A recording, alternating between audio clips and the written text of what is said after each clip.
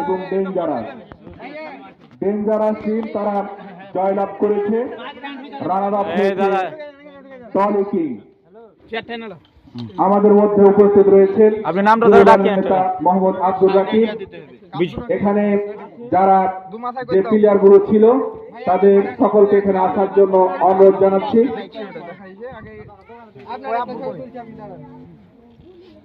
আচ্ছা, এই মুহূর্তে নামটা নামগুলা কানে কানে বলো একটু।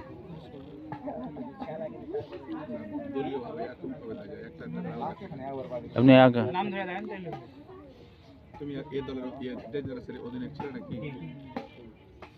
এবারে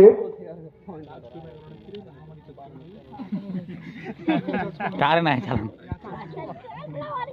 ডেঞ্জারাস টিমের লড়ে গেছে, ওই এখানে লড়ে গেছে। তাহলে হ্যালো,